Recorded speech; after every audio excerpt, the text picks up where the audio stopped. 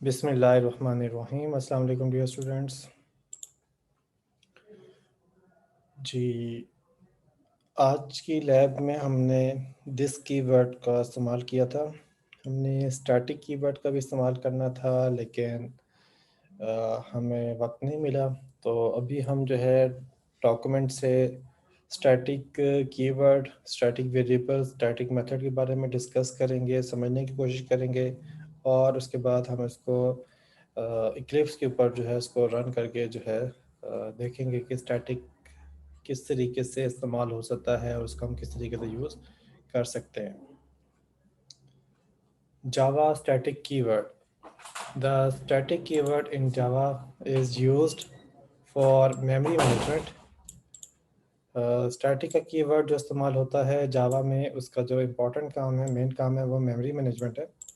We can apply static keyword with variables, method, block and nested classes. हम static का keyword use कर सकते हैं वेरिएबल के साथ, मेथड के साथ और नेस्टेड क्लासेस के साथ।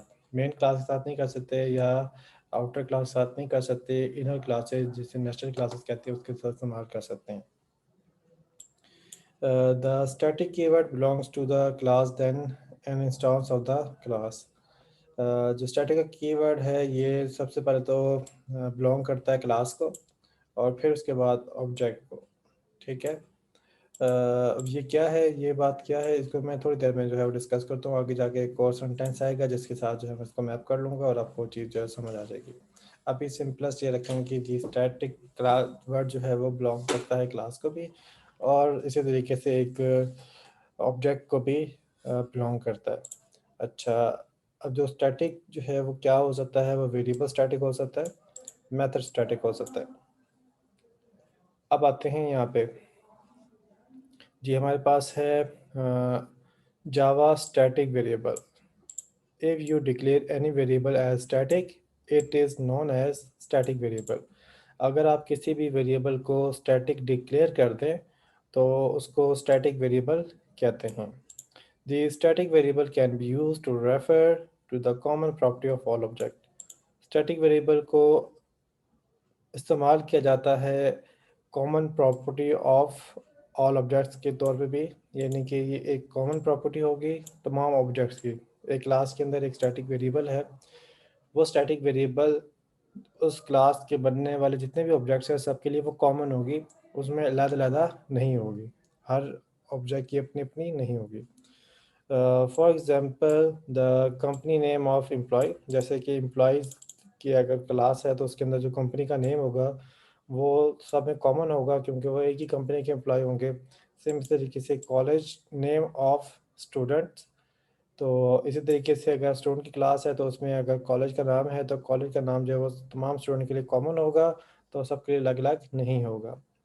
The static variable gets memory only once in the class area at the time of class loading. Static variable जो है वो उसको एक दफ़ा सिर्फ मेमोरी मिलती है, और वो भी उस वक्त मिलती है जब क्लास लोड होती है। ठीक है। क्लास कैसे लोड होती है या क्लास लोडिंग का क्या मतलब है, इसको मैं थोड़ी देर में आगे जाके एक डायग्राम है उसके अंदर मैं इसको डिस्कस करूँगा। अच्छा, अब ज़रा एडवांटेजेस ऑफ स्टैटिक वेरिएबल देख लें। It make your program memory efficient. ये आपके प्रोग्राम की मेमोरी को एफिशिएंट बनाता है। कैसे बनाता है? उसकी वजह ये होती है कि अगर हम ऑब्जेक्ट के इंस्टांस वेरिएबल या डाटा मेंबर की बात करें तो हर ऑब्जेक्ट का अपना अपना डाटा मेंबर बनता है। लेकिन अगर जो स्टैटिक वेरिएबल होता है वो हर एक का अपना अपना नहीं बनता, वो सिर्फ एक बनता है, और वो सब में कॉमन होता है, सब में शेयर्ड होता है। ठीक है, तो उस लिहाज से वो जो एक वेरिएबल है वो हर एक ऑब्जेक्ट में नहीं बनेगा, एक दफ़े ही बनेगा, तो उसकी मेमोरी जो हर ऑब्जेक्ट में बनने के लिए लगनी थी वो अब नहीं लगेगी, तो अब ये काफ़ी एफिशिएंट हो जाएगा। अच्छा, अब आगे देखते हैं understanding the problem without static variable. अब हम प्रॉब्लम समझने लगे हैं कि जो एफिशिएंसी वाली बात की है वो किस तरीके से है। तो उसमें हम देख रहे हैं कि अगर हम स्टैटिक वेरिएबल यूज़ नहीं करते तो फिर हमें क्या प्रॉब्लम का सामना करना पड़ता है। क्लास हमारे पास है स्टूडेंट की, इसमें एक एट्रीब्यूट है रोल नंबर, एक है इसमें नेम, और एक एट्रीब्यूट है कॉलेज जिसको इनिशियलाइज़ कर दिया है आईटीएस से। ये देखिए आईटीएस जो है वो कॉलेज का नेम रख दिया। अब जितने भी स्टूडेंट होंगे वो इसी आईटीएस कॉलेज से जो है वो ताल्लुक़ रखते होंगे। अब आगे देखते हैं। Suppose there are 500 student in my college. मिसाल के तौर पे मेरे कॉलेज में 500 स्टूडेंट्स हैं। Now all instance data member will get memory each time when the object is created. अब तमाम डाटा मेंबर मेमोरी हासिल करेंगे जब ऑब्जेक्ट क्रिएट होगा।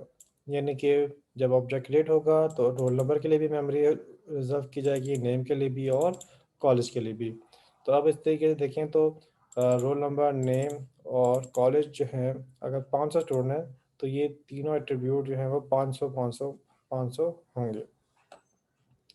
अच्छा, अब all student have it's unique roll number and name.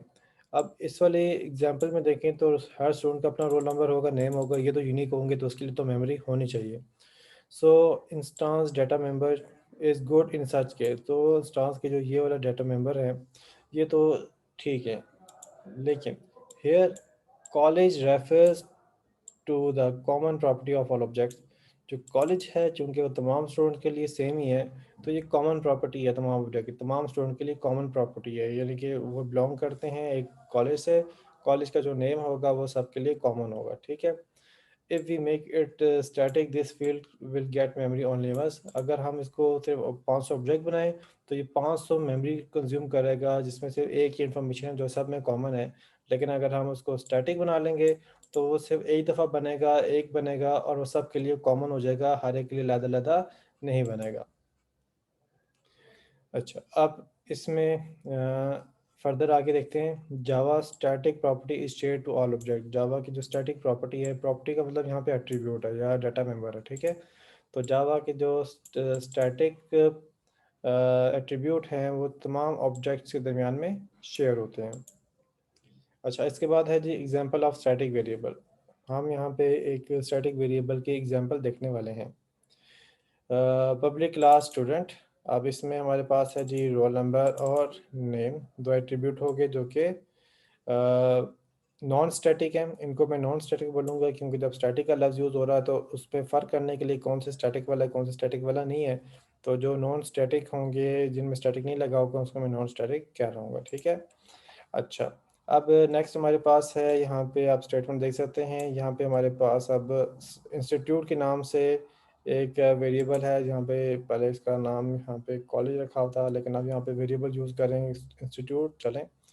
अच्छा, अब इस वाले में इस इंस्टीट्यूट के अगर आप देखें तो इसकी डेटा टाइप है स्ट्रिंग और ये है स्टैटिक का, ठीक है। और इससे पहले जो है वो विजिबिलिटी है। अगर आपने किसी वेरिएबल को स्टैटिक बनाना है तो उसका सिंटैक्स आप यहाँ पे ज़रा समझ लें। आपके जो डेटा टाइप है और जो विजिबिलिटी है उसके दरमियान में आप कीवर्ड यूज़ करते हैं स्टैटिक। जो डेटा टाइप है, अब जैसे ये वेरिएबल का नाम है, अब इस नाम से पहले जो है आप उसके डेटा टाइप बताते हैं। इसी तरीके से डेटा टाइप और विजिबिलिटी के बीच में आप बताते हैं स्टैटिक। तो ये स्टैटिक कीवर्ड जो है इसके बीच में आता है, ठीक है। अच्छा जी, तो अब यहाँ पे हमने स्टैटिक एक वेरिएबल बनाया और इसमें वैल्यू रखी हमने ITS, ठीक है। अब ज़रा आगे देखें, यहाँ पे हमारे पास है जी पब्लिक स्टूडेंट आर और एन। यहाँ पे दो आर्गुमेंट पास हो रहे हैं, इंटीजर और स्ट्रिंग टाइप के रिस्पेक्टिवली। और आर से हम वैल्यू रोल नंबर को फिल कर रहे हैं और एन से नेम की वैल्यू को फिल किया जा रहा है। अब इसके बाद हमारे पास मेथड है डिस्प्ले का। तो अब डिस्प्ले के मेथड में अगर आप देखें तो हम यहाँ पे कह रहे हैं system dot out dot print l n. हम प्रिंट करना चाह रहे हैं, क्या प्रिंट करेंगे जी, हम रोल नंबर की वैल्यू प्रिंट करेंगे। हम क्या प्रिंट करेंगे, हम नेम की वैल्यू प्रिंट करेंगे। और क्या प्रिंट करेंगे, इंस्टीट्यूट प्रिंट करेंगे। यानी कि जब डिस्प्ले का मेथड कॉल होगा तो तीन चीज़ें प्रिंट होंगी, रोल नंबर, नेम और इंस्टीट्यूट। अच्छा, अब ज़रा यहाँ पे आते हैं और यहाँ पे देखते हैं जी, ये हमारे पास नेक्स्ट क्लास है टेस्ट स्टैटिक वेरिएबल वन। ये हमारे पास क्लास है, इसमें हमारे पास मेन मेथड है। और यहाँ पे आगे देखें तो हमने एक ऑब्जेक्ट बनाया S1 और दूसरा ऑब्जेक्ट बनाया S2, ठीक है। अब यहाँ पे अगर आप इसकी चीज़ ऑब्ज़र्व करें तो यहाँ पे जो स्टूडेंट है उसका रोल नंबर अपना होगा तो वो हमने आर्गुमेंट के लिए पास किया, जो उसका नाम है वो अपना होगा वो हमने पास किया। लेकिन जो उसका इंस्टीट्यूट है, क्योंकि वो बाय डिफ़ॉल्ट हम ये कंसिडर कर रहे हैं कि वो सारे क्या हैं, एक ही इंस्टीट्यूट के हैं, तो उसके रिस्पेक्ट से जो है ITS जो है वो सब में कॉमन होगा और उसको हमें पास करने की ज़रूरत नहीं है, हमने उसको पहले से इनिशलाइज़ किया हुआ है। तो इस तरीके से दो स्टूडेंट बन गए, एक S1 बन गया और एक S2 बन गया। अब आप यहाँ पे S1 डॉट डिस्प्ले का अगर आउटपुट को अज्यूम करें और आउटपुट आपके सामने ये लिखी हुई हो, तो अगर मैं S1 की बात करूँ तो S1 में रोल नंबर पर लिखा रहेगा और रोल नंबर में वैल्यू आ जाएगी 111। नेम में हमारे पास आ जाएगा क्या, कारान, ठीक है। और इंस्टीट्यूट में हमारे पास क्या लिखा है, इंस्टीट्यूट में हमारे पास जो है ये ITS लिखा हुआ है, ठीक है।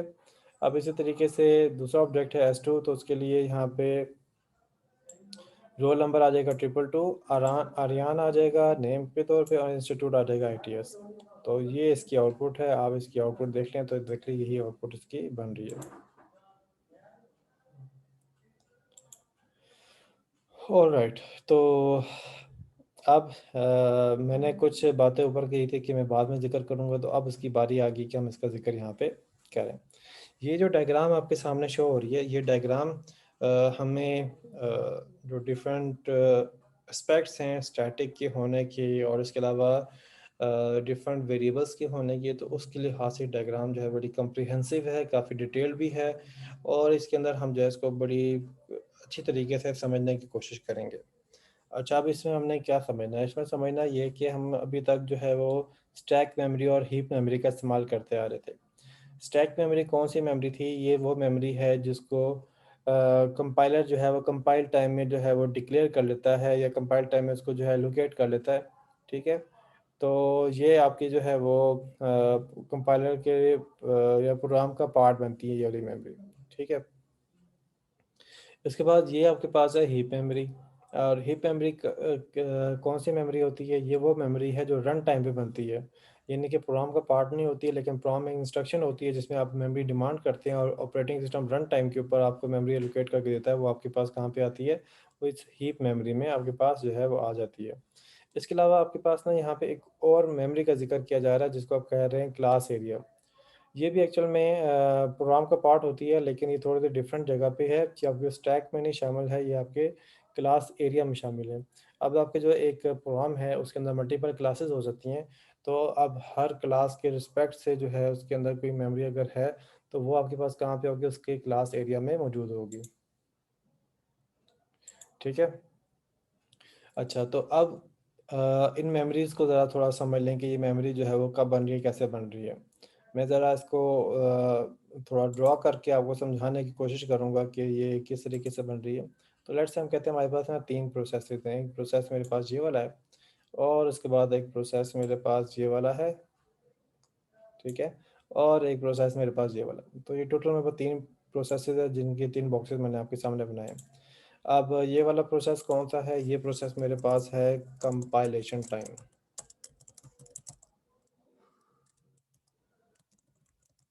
ठीक है? अच्छा, और ये वाला प्रोसेस क्या है? ये मेरे पास प्रोसेस है लोडिंग टाइम, ठीक है? और इसी तरीके से ये मेरे पास जो है एक और प्रोसेस है जिसको मैं कह रहा हूँ कि ये है एग्ज़ीक्यूशन टाइम, ठीक है? तो इससे पहले इन तीनों जुमलों से वर्ड से पहले जो है ना आप प्रोग्राम लगा लें, program compilation time, program loading time, program execution time, ठीक है। अच्छा, कंपाइलेशन टाइम में आपके पास जो मेमोरी एलोकेट होती है या मेमोरी रिजर्व करते हैं, वो आती है आपके पास किसमें? स्टैक में आती है, ठीक है। जैसे कि अभी आपके पास जो एग्जांपल है इसमें S1 S2 जो है वो आपके पास स्टैक में मौजूद है, ठीक है। अब ये कंपाइलेशन मेमोरी कौन सी है? जैसे आप मेन फंक्शन के अंदर वेरिएबल बनाते हैं, ऑब्जेक्ट बनाते हैं, तो वेरिएबल की मेमोरी, इसी तरीके से ऑब्जेक्ट के जो रेफरेंस होते हैं, ऑब्जेक्ट के जो नाम होते हैं, उनकी मेमोरी जो है वो कंपाइलेशन टाइम के ऊपर बन जाती है। यानी कि जितने ज़्यादा आपके पास मेन के अंदर वेरिएबल्स होंगे, जितने ज़्यादा उसके अंदर ऑब्जेक्ट होंगे, उतनी ज़्यादा उसके अंदर जो है वो स्पेस जो है आपके प्रोग्राम की बढ़ती जाएगी, ठीक है। तो ये उस प्रोग्राम के अंदर ही होते हैं, उस कंपाइलेशन टाइम के ऊपर जब कंपाइल होता है, तो कंपाइलर जो है वो इनके लिए मेमोरी जो है वो प्रोग्राम के अंदर ही जो है वो डिफ़ाइन कर लेता है कि ये प्रोग्राम जैसे लोड होगा तो इनकी मेमोरी जो है वो हमें चाहिए होगी, ठीक है। अच्छा, अब इसके बाद जो है ये जो है ना कंपाइलेशन टाइम के ऊपर जो है वो कर दिया। अब ये वाली इन्फॉर्मेशन जो है ना वो प्रोग्राम के अंदर शामिल होगी है। अब प्रोग्राम को आपने एग्जीक्यूट करना है, तो एग्जीक्यूट करने के लिए आप प्रोग्राम को क्या करेंगे, रैम पे लेकर आएंगे ताकि उसको एग्जीक्यूट किया जा सके। तो वो एग्जीक्यूट करने के लिए जब आप रैम के ऊपर लेकर आते हैं तो इसे आप कहते हैं लोडिंग टाइम।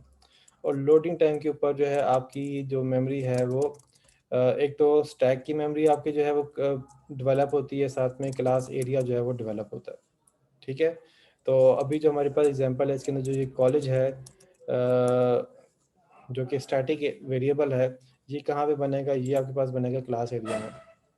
ये कब हो रहा है, अच्छा यहाँ पे लोडिंग टाइम में ये भी अपने गौर करना है कि यहाँ पे कंपाइलेशन टाइम में जो ये वाली मेमोरी डिफाइन कर दी गई है प्रोग्राम के अंदर उसकी स्पेस बना दी गई है, और प्रोग्राम जब लोड हो रहा है तो उस सूरत में ये स्टैक की मेमोरी जो है वो रैम के ऊपर क्रिएट हो रही है, यानी कि प्रोग्राम लोड हो रहा है तो उसके अंदर मेमोरी जो है वो इसके शामिल है साथ में ही। ठीक है, साथ में लोडिंग टाइम के ऊपर भी जो है ना वो क्लास एरिया की जो है, अगर उसमें स्टैटिक वेरिएबल मौजूद हैं तो उसकी मेमोरी भी जो है वो आपकी क्रिएट हो रही होती है। ठीक है, इसको भी मेमोरी जो है वो एलोकेट की जा रही होती है जो क्लास एरिया के अंदर जो स्टैटिक वेरिएबल्स होते हैं उनके लिए। ठीक है, तो इस तरीके से लोडिंग टाइम के ऊपर आपके पास जो क्लास एरिया की मेमोरी जो है वो आ जाती है।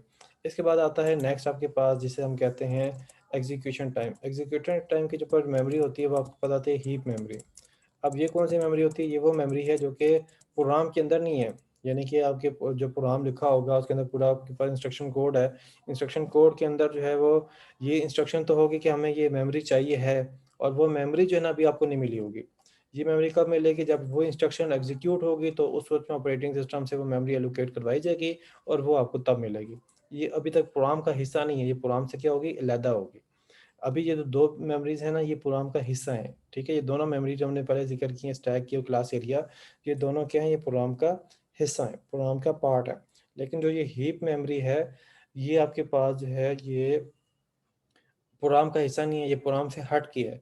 लेकिन प्रोग्राम ने कहा कि मुझे ये मेमोरी चाहिए, तो वो मेमोरी आपको मिलेगी, वो हीप मेमोरी मिलेगी, हीप में से आपको मेमोरी मिलेगी, हीप में आपको मेमोरी एलोकेट की जाएगी। लेकिन वो प्रोग्राम का हिस्सा नहीं होगी, वो प्रोग्राम से हट के होगी, प्रोग्राम से अलहदा होगी। जब आप अपना प्रोग्राम कंपाइल कर लेंगे, जो उसका कोड होगा, जो उसमें फाइल का साइज़ होगा, उस फाइल के साइज़ के अंदर ये स्टैक और क्लास एरिया की इंफॉर्मेशन जो है वो आपके उसके फाइल का पार्ट होगी।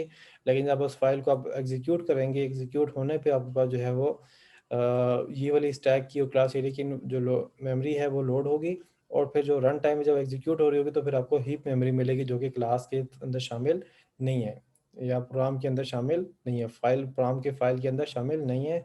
वो अलहदा से आपको जो है वो रन टाइम के ऊपर ऑपरेटिंग सिस्टम आपको प्रोवाइड करेगा। तो अब हीप मेमोरी के अंदर आपके पास क्या आ जाएगा, जैसे कि आपके पास यहाँ पे आईडी और ऑब्जेक्ट के नेम की इंफॉर्मेशन आपको यहाँ पे डायग्राम में नज़र आ रही है। तो यहाँ पे ये तीनों स्टेजेस जो है ना वो आपके सामने जो है वो जिक्र हुए हैं जो इस डायग्राम में।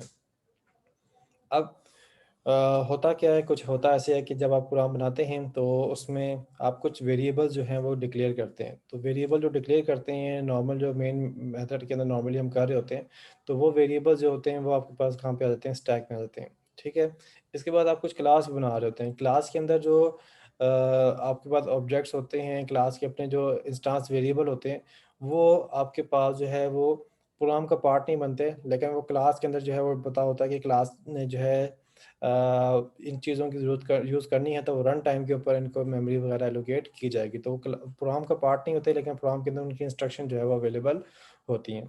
ठीक है, अच्छा अब नेक्स्ट जो है अगर तो क्लास के अंदर आपके पास कोई स्टैटिक वेरिएबल है, अगर क्लास के अंदर कोई स्टैटिक वेरिएबल है तो स्टैटिक वेरिएबल की मेमोरी बहरहाल जो है वो प्रोग्राम का पार्ट बनती होती है। जो क्लास की स्टैटिक वेरिएबल है वो प्रोग्राम का पार्ट बनती होती है, वो फाइल का पार्ट बनती होती है। ठीक है, अब ये जो प्रोसेस है, ये वाला जो दो पोर्शन है ना, ये आपके पास जो है फाइल के अंदर पहले से मौजूद है। अब इसके बाद जो है ना आप प्रोग्राम को रन करते हैं, जब प्रोग्राम रन होता है तो रन होने पे क्या होगा जी, उस वक्त में ये होगा कि आपके पास स्टैक की जो आपके पूरा प्रोग्राम जो है लोड होगा, रैम के ऊपर लेकर आ जाएगा ताकि उसको एग्जीक्यूट किया जाए। जब वो लोड हो रहे हैं तो लोड होते हुए प्रोग्राम की तमाम इंस्ट्रक्शन लोड हो रही हैं, साथ में ये जो स्टैक के अंदर जो है ना ये S1 S2 और जो भी आपके वेरिएबल्स हैं वो लोड हो रहे हैं, साथ में क्लास एरिया के कोड जो है वो लोड हो रहा है, ये इंस्ट्रक्शन लोड हो रही हैं, साथ में जो इसमें स्टैटिक वेरिएबल्स हैं वो भी लोड हो रहे हैं। तो ये चीज़ आपकी जो है वो लोड होगी। अब वो लोड हो चुकी है, अब इसके बाद प्रोग्राम एग्जीक्यूट होना शुरू होता है। तो ये पहले एक इंस्ट्रक्शन एग्जीक्यूट होती है, फिर दूसरी होती है, फिर तीसरी होती है, फिर चौथी होती है, और फिर करते करते आपके पास एक ऐसी इंस्ट्रक्शन आती है जहाँ पे न्यू का कीवर्ड इस्तेमाल होता है। जहाँ पे आपके पास न्यू का कीवर्ड इस्तेमाल होता है, वहाँ पे आपके पास जो है वो हीप मेमोरी में डायनेमिक मेमोरी एलोकेट होती है। तो जब न्यू का कीवर्ड जो इस्तेमाल होता है, तो आपके पास जो है वो डायनेमिक मेमोरी एलोकेट होती है, जो कि हीप में इस्तेमाल होती है। अब ये वाली मेमोरी जो है वो कब आ रही है, जब आपका प्रोग्राम एग्जीक्यूट हो रहा है। जब प्रोग्राम कंपाइल हुआ तब भी नहीं थी, प्रोग्राम लोड हुआ तब भी नहीं थी, लेकिन जब प्रोग्राम एग्जीक्यूट होना शुरू हुआ तो ये मेमोरी आपके पास आ गई। अब मैंने इतना ज़्यादा मेमोरी और इन चीज़ों को डिस्कस क्यों किया है, ताकि आपको इन एरियाज से और इन प्रोसेसेस के बारे में इतना आइडिया हो जाए कि आप जो है, जब मैं आपके साथ जो है डिस्कस करूं कि ये स्टैटिक है और स्टैटिक से ये काम हो रहा है और स्टैटिक से वो काम हो रहा है, तो आप ये अंडरस्टैंड कर सकें कि स्टैटिक जो है वो किस तरीके से जो है क्रिएट हो रहा है और उसका किस तरीके से इस्तेमाल हो रहा है। तो ये 3 प्रोसेसेस जो हैं यहाँ पे मैंने आपसे ज़िक्र कर लिए। अब इन 3 प्रोसेसेस के बाद आप इस डायग्राम को ज़रा फिर से ना फोकस करें। अब यहाँ पे आके देखें तो यहाँ पे मेरे पास स्टैक मेमोरी है, हम जिक्र कर चुके हैं, हीप मेमोरी इसका भी हम जिक्र कर चुके हैं, क्लास एरिया इसका भी हम जिक्र कर चुके हैं। अब जो स्टैटिक वेरिएबल होता है वो क्लास एरिया में होता है, जैसे कि यहाँ पे आपके पास कॉलेज है, ठीक है। अब आप जो है ना S1 जो है ना वो आपके पास S1 S2 जो है ना आपके पास रेफरेंस बन रहे हैं। रेफरेंस जो होते हैं इनको मेमोरी एलोकेट नहीं होती। जब आप इनको मेमोरी एलोकेट करते हैं तो मेमोरी जो है ना इनके लिए जो बनती है वो हीप में बनती है। तो ये जस्ट ना रेफ़र करते हैं, S1 जो है ना उसका नाम दिया जाता है। S1 S2 जो नाम होते हैं ये भी कुछ वेरिएबल होते हैं, इनकी भी इनके नाम रखने के लिए भी कुछ जगह चाहिए होती है, वो आपके पास स्टैक में पड़ी हुई होती है। अब इस नाम से किसको आपने यूज़ करना है, इस मेमोरी को यूज़ करना है, तो वो आप इसको लिंक अप करते हैं, आप जो है इनको रेफ़र करते हैं, ठीक है? तो इसलिए इनको जो है ना हम रेफ़रेंस बोलते हैं कि ये रेफ़रेंस है, ये ऑब्जेक्ट के रेफ़रेंस है, S1 S2 ऑब्जेक्ट के रेफ़रेंस है। अच्छा, अब ये S1 से आपने ना ऑब्जेक्ट बनाया, तो ऑब्जेक्ट जब बनाना तो आपके पास बन गया आईडी, और उसमें वैल्यू हमने रख ली 111, नेम आ गया उसमें करान, ठीक है? अब ये 2 चीज़ें तो उसमें आ गई, और ये कब आ रही हैं, ये आपके पास रन टाइम के ऊपर आ रही हैं। लेकिन एक वेरिएबल जो है ना वो इस ऑब्जेक्ट के अंदर आप ये कह लेंगे इसका पार्ट है, लेकिन ऑब्जेक्ट में नहीं है। लेकिन हम जो है ना ऑब्जेक्ट के मदद से यूज़ कर सकते हैं। वो क्या है? वो आपके पास स्टैटिक वेरिएबल है, जो कि आपके पास क्लास एरिया में मौजूद है।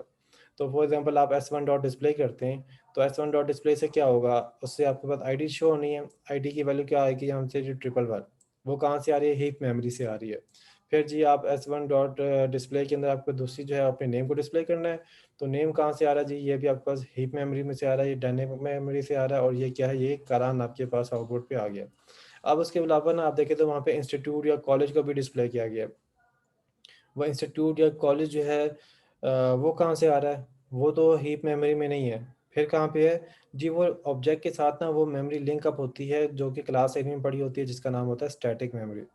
ठीक है, ये स्टैटिक वेरिएबल है, ठीक है? तो आप S1 से क्या कर सकते हैं, आप उसके अपने जो ऑब्जेक्ट के यूनिक डाटा मेंबर्स हैं, उन डाटा वैल्यूज़ हैं, उनको भी एक्सेस कर सकते हैं, और जो कॉमन वाला होता है, जो स्टैटिक होता है, वो भी आपके पास यहाँ पे एक्सेस किया जा सकता है। तो इस तरीके से आप ऑब्जेक्ट की मदद से जो है 111 और करान और उसके अलावा आईटीएस जो है वो यहाँ पे डिस्प्ले करवा रहे हैं। इसी तरीके से S2 से क्या डिस्प्ले होगा? 222, जो कि इसका अपना डायनेमिक मेमोरी में यूज़ हो रहा है, नेम है इसका आर्यन। इसके अलावा और क्या यूज़ हो रहा होगा? आईटीएस जो है वो उसका आउटपुट पे शो हो रहा है। तो एग्ज़ैक्टली इसी तरीके से ये आपके पास आउटपुट आ रही है। 111 और करान जो है वो S1 ऑब्जेक्ट की अपनी डाटा मेमोरी है, डाटा वेरिएबल्स हैं, और आईटीएस जो है वो स्टैटिक है, इसलिए वो सब में कॉमन है, तो वो भी आप यहाँ पे यूज़ कर रहे हैं। जी, जो ये मेमोरी की मैंने बात की है, कितने लोगों को ये समझ आ गई है? काइंडली हैंड रेज़ करें। अगर आपको नहीं समझ आई तो फिर आपने लाज़मी चैट में क्वेश्चन पूछना है, और अगर आपको समझ आ गई है तो गुड, और नहीं समझ आई तो आपने चैट में मुझे क्वेश्चन पूछना है। तो जिन लोगों को समझ आ गया वो हैंड रेज़ करें, जिनको नहीं समझ आई मुझसे चैट में क्वेश्चन पूछें। जी, जिनको समझ आ गया वो हैंड रेज़ करें, मुझे कंफर्म हो जाएगा किन-किन को समझ आ गया।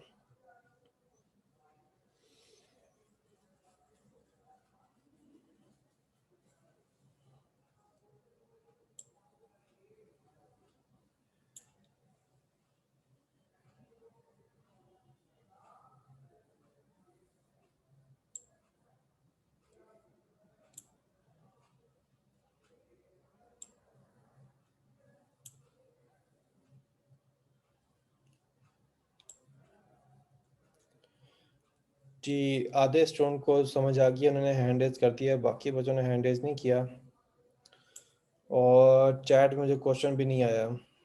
तो कम से कम अगर आपको नहीं समझ आई, आप क्वेश्चन कर लें कि सर ये चीज़ नहीं समझ आई, सर ये बता दें, इनमें मुझे कन्फ्यूजन है तो वो बता दें, ताकि वो चीज़ क्लियर हो जाए, ताकि मैं अगला काम करूं तो फिर आपको जो है यहाँ पे इस कॉन्सेप्ट को यूज़ करते हुए मैंने अगला काम करना है, तो वो आपको चीज़ें क्लियर होनी चाहिए। ओके, बाकी लोग हैंड डाउन कर दें। बहुत शुक्रिया आपका, थैंक यू।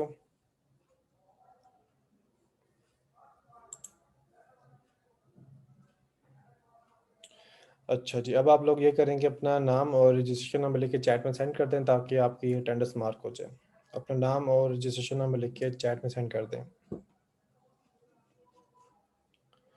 मैं अभी कॉल कर लेता हूँ, फिर इसके बाद मैंने एग्जांपल्स करनी है, तो मैं क्विकली जो है कॉल करूँगा। दी ज़ैनुल आबिदीन, अनस नसीर, अबू हुरैरा, मोहम्मद अब्दुल्ला ख़ान, एहसन इरशाद, दानियाल अतीक, ताहिर कदीर, मोहम्मद एहसन, मुहीद लियाकत, तलहा ताहिर, इरफान, सुबहान अमरेज़, मोहम्मद अरसलान अज़ीज़, अली रज़ा, फसीउल हसन, मोहम्मद समीर तालिब, अमार अली, अरीब, अनीक अहमद, मलाइका, तैयबुर रहमान, मुनीबा रहमान, अमीर हमज़ा, रहीम अकबर, ज़ैनब रमज़ान, अनस नसीर। रहीम अकबर की फिर से अटेंडेंस आ गई है जी। लाइबा की भी अटेंडेंस आ गई है जी। और किसी की अटेंडेंस चाहती है तो जल्दी से बता दें।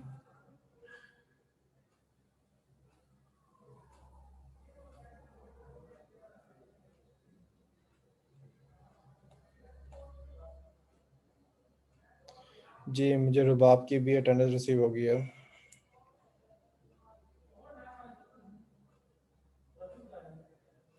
जी, इसके बाद बिलाल हैदर की भी अटेंडेंस रिसीव हो गई है मुझे।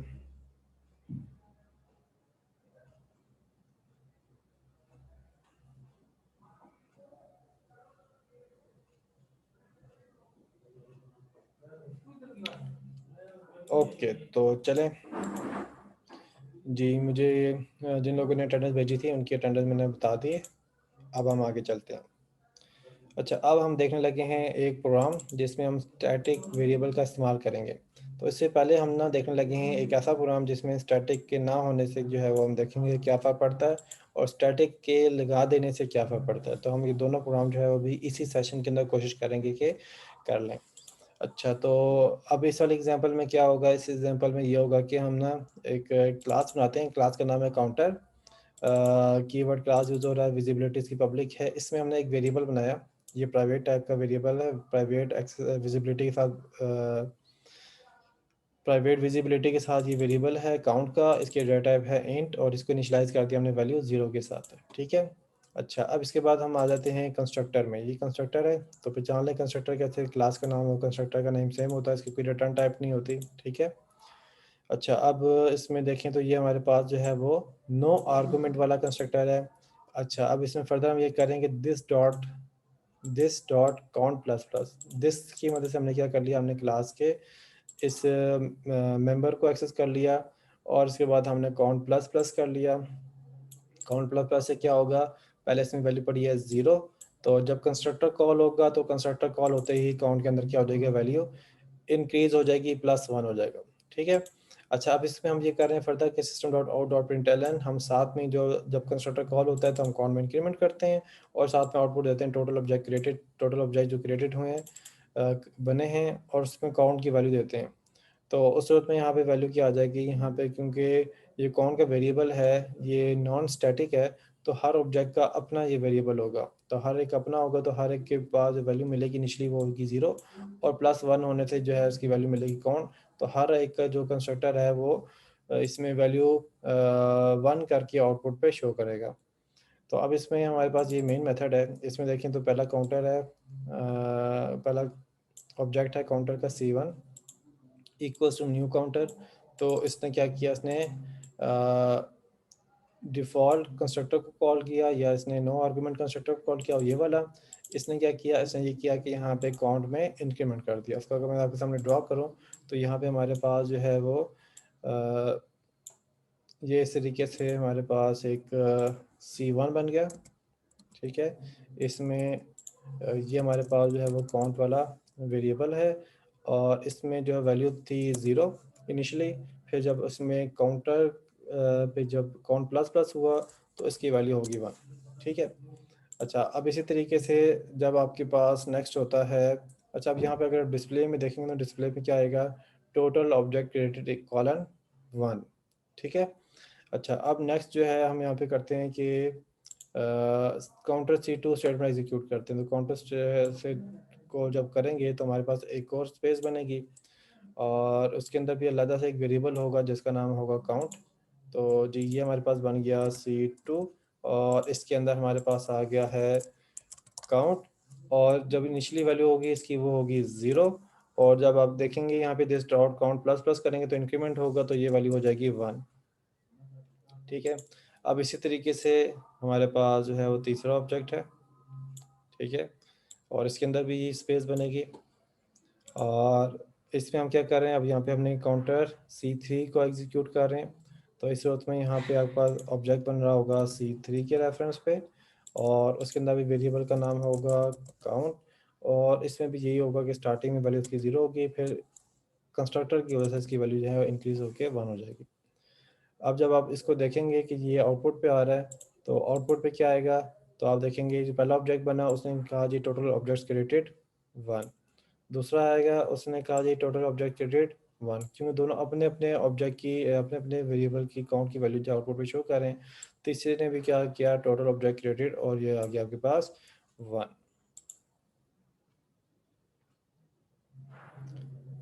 अच्छा जी, नेक्स्ट जो है ये एग्जांपल होगी हमारी किसकी, जिसमें हमने स्टैटिक इस्तेमाल नहीं किया। इसे हम कहेंगे नॉन स्टैटिक वेरिएबल जो है वो हमने बात किया। जब नॉन स्टैटिक होते हैं तो हर ऑब्जेक्ट की अपनी अपनी मेमोरी हुआ करती है। ठीक है। अच्छा, अब मैं यहाँ पे इसको जो है वो क्लियर कर लेता हूँ, और आगे आके हम जो है अगली एग्जांपल देखते हैं। अब जो अगली एग्जांपल है इसी प्रोग्राम के अंदर चेंज आया हुआ है। क्या चेंज है, एक तो ये कि हमारे पास क्लास का नाम जो है वो काउंटर से काउंटर 2 हो गया। ठीक है। और दूसरा जो इसमें चेंज है वो ये कि यहाँ पे स्टैटिक कीवर्ड का इस्तेमाल किया हुआ है। ठीक है, स्टैटिक कीवर्ड किसके दरमियान में किया हुआ है जी, ये डेटा टाइप और विजिबिलिटी के दरमियान में हमने यूज़ किया हुआ है। और इस तरीके से अब जो काउंट वाला वेरिएबल है अब ये क्या है, ये स्टैटिक है। ठीक है। अब जब स्टैटिक होता है ना, जब ये प्रोग्राम लोड होगा तो ये आपके पास क्लास एरिया है। इस क्लास एरिया के अंदर आपके पास एक स्पेस है, और इस स्पेस का नाम क्या होगा, काउंट होगा। तो ये इसको मैं ये कह रहा हूँ कि हमारे पास है क्लास एरिया, और इसमें हमारे पास ये जो वेरिएबल है इसका नाम है काउंट। ठीक है, और इनिशियली इसकी वैल्यू जो है वो यहाँ पे क्या है, 0 है। ठीक है, ये उसी सूरत में जब प्रोग्राम जो है वो लोड हो गया। अब प्रोग्राम लोड हो गया, लोड होने के बाद जी अब क्या हो रहा है, अब इसके बाद हम मेन मेथड में आते हैं। मेन मेथड में आके हमने पहला ऑब्जेक्ट बनाया counter C1 equals to new counter. तो ये क्या करेगा, ये अपना कंस्ट्रक्टर कॉल करेगा। तो आपके पास एक नया ऑब्जेक्ट बनेगा। ये आपके पास एक नया ऑब्जेक्ट बना, और इसका नाम है जी C1। इसकी मेमोरी नहीं है। इसकी मेमोरी क्यों नहीं है, क्योंकि हमने यहाँ पे एक ही एट्रीब्यूट बनाया, एक ही वेरिएबल बनाया, और वो वेरिएबल कहाँ पे बना है, वो आपका क्लास एरिया में बना है, ऑब्जेक्ट का अपना नहीं बना। तो इसके लिए जो है ये जो स्पेस तो बनेगी, लेकिन स्पेस के अंदर कोई वेरिएबल के लिए कोई स्पेस नहीं होगी, वेरिएबल के लिए कोई जगह नहीं होगी।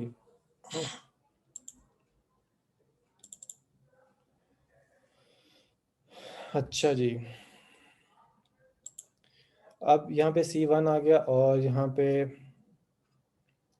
अ, हमारे पास ऑब्जेक्ट में अगर आप देखें तो ऑब्जेक्ट के अंदर अपनी मेमोरी नहीं है, लेकिन जब ऑब्जेक्ट बनता है और हमने जो है यहाँ पे कंस्ट्रक्टर कॉल किया, तो कंस्ट्रक्टर ने क्या किया, काउंट में इंक्रीमेंट कर दिया। तो जब काउंट में इंक्रीमेंट हुआ तो काउंट में पहले वैल्यू थी यहाँ पे 0, तो अब क्या वैल्यू हो जाएगी, तो इंक्रीमेंट होने से वैल्यू होगी यहाँ पे 1। ठीक है। अब जब ये 1 होगी तो आउटपुट पे क्या आएगा जी, आउटपुट पे आएगा जी टोटल ऑब्जेक्ट क्रिएटेड, और यहाँ पे वैल्यू हो जाएगी 1, क्योंकि यहाँ पे इस वाले काउंट वाले वेरिएबल में क्या पड़ा हुआ है, 1 पड़ा हुआ है। ठीक है।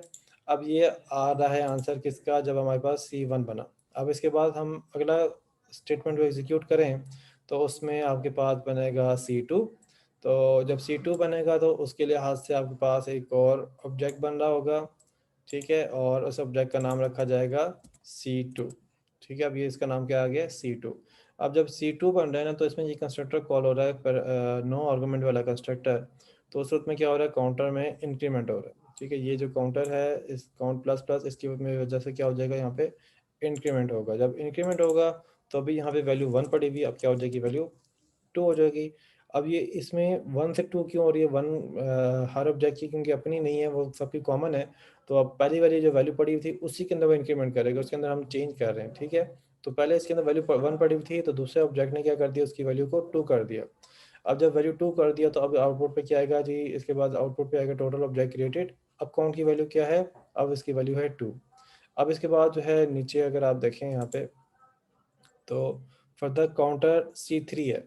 C3 बनेगा तो C3 बनने से क्या होगा, C3 बनने से आपके पास एक और मेमोरी बनेगी।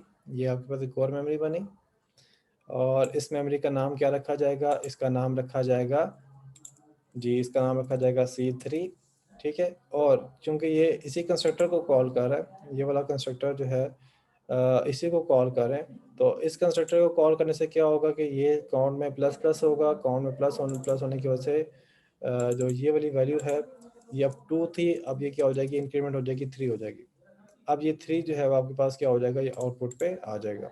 अब अगर आप इसकी आउटपुट देखें तो ये आएगा आपके पास total object created 1, total objects created 2, total objects created 3।